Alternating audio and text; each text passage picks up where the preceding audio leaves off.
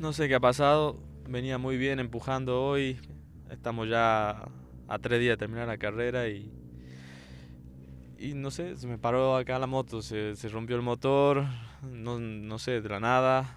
Sentí un ruido interno y se paró. Y no arranca y bueno, estoy fuera de carrera. Todos los, todos los días empujando para poder estar adelante, todo un año de trabajo y se fuma así en un solo momento.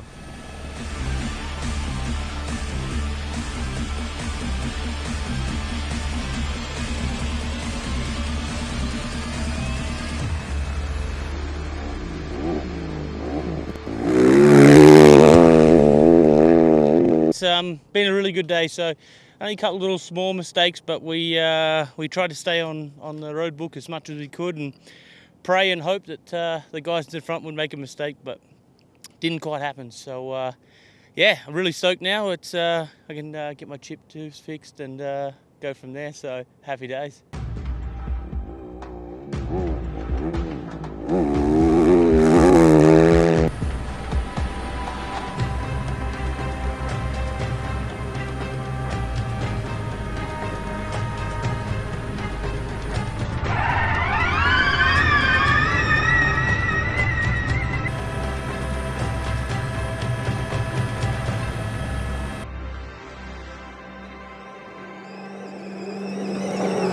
All the crew won a stage on the Dakar, so Carlos first, Matthias and me now.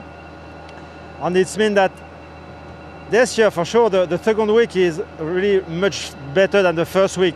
Since the second week, the restart of the second week, we did really a good job. The guys also from Audi did some change and now we are much better. It's mean that normally for next year we need to win, we need to be able to win.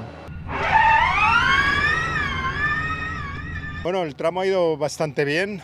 Ha habido un momento en que hemos ido con Sepp y con Matías ahí con mucho polvo, luego ya se ha aclarado todo un poco y hemos conseguido ir bien, sin problemas y sin errores.